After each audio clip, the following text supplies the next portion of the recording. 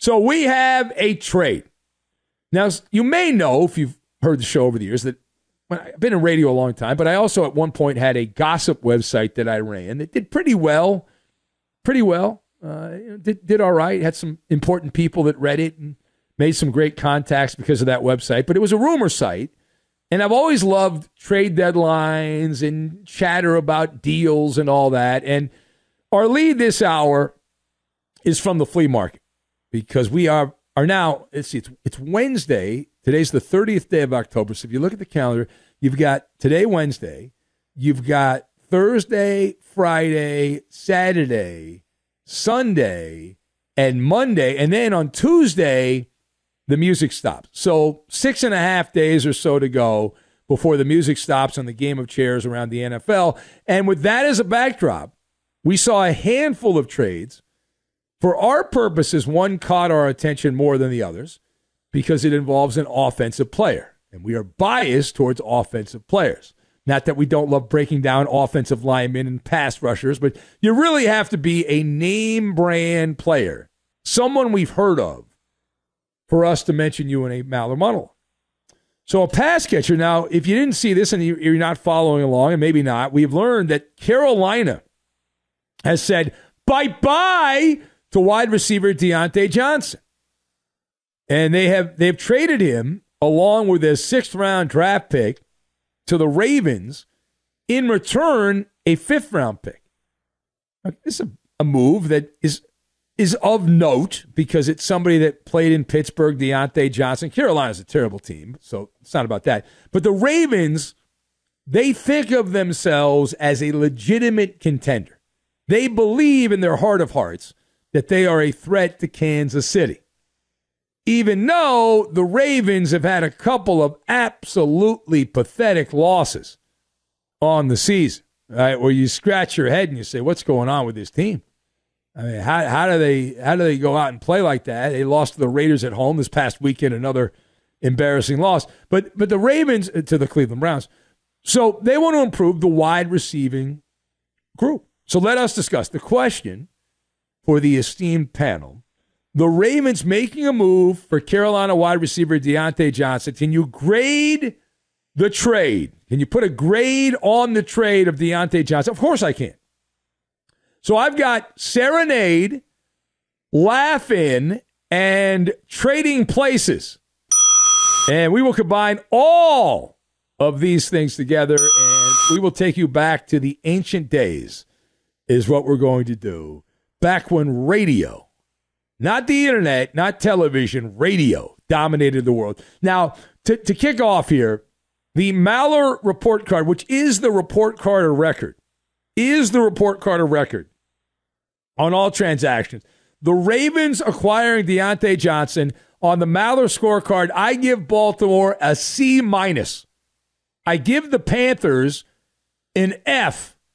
All right, now for you Raven honks, I know who you are, who believe that this was somehow highway robbery, I would advise you to pump the brakes on that. I was cool your jets. All right, cool your jets a little bit. Diontae Johnson, clearly his reputation precedes him. And that is why the trade was made the way it was traded. There's a reason that Baltimore got him for peanuts. I read all these stories leading up to the deadline that the Carolina Panthers were going to get this, that, and the other thing for Diontae Johnson, and there was a run on wide receivers. Amari Cooper went to Buffalo. You look at the Jets with Devontae Adams, and you're like, well, this is the next player to be moved. But the reason that this was essentially a giveaway is despite elite-level talent. And Johnson, nobody will question he's got the skill set to be an amazing player. He's unreliable. That's the rub on this guy. That's the scouting report. He comes with a warning label.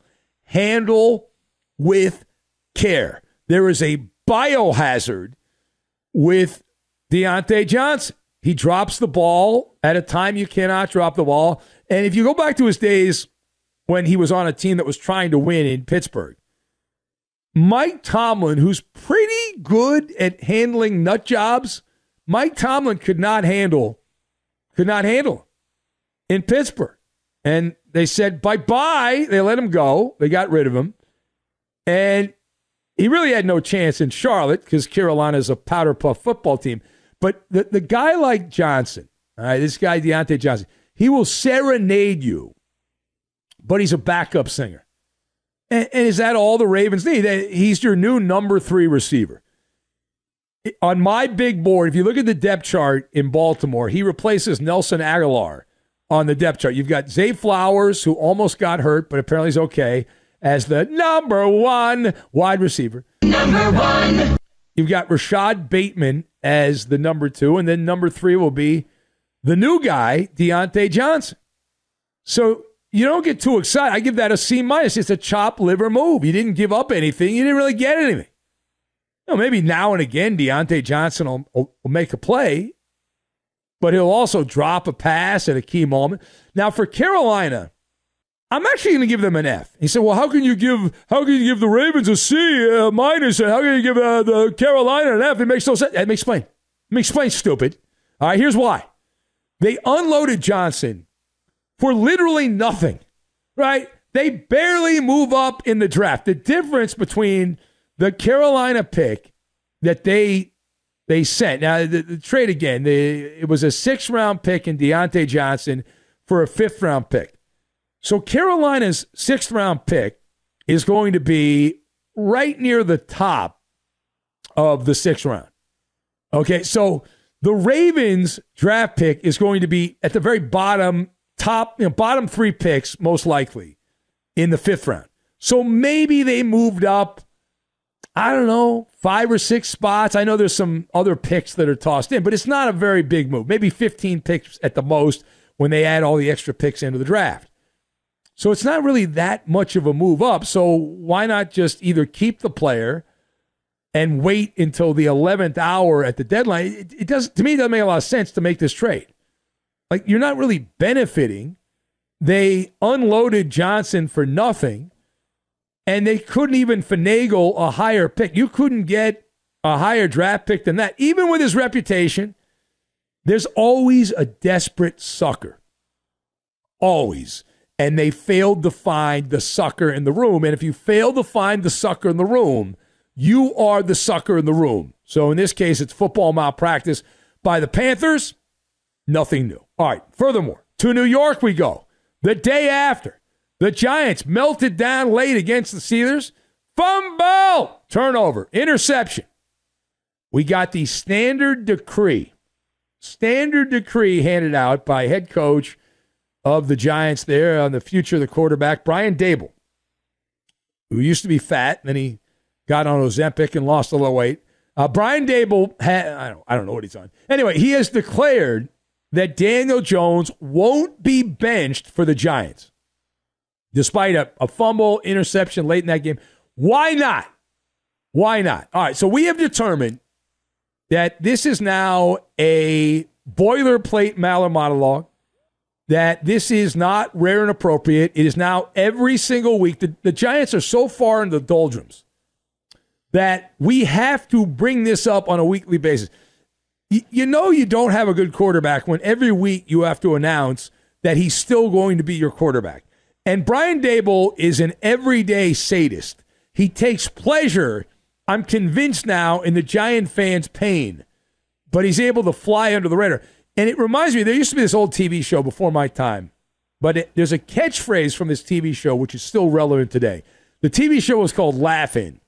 And the phrase, which is still used to this day, is what you see is what you get. Ergo, Daniel Jones is not going to change. He's had 67 starts in the NFL. What you see is what you get. This is the finished product.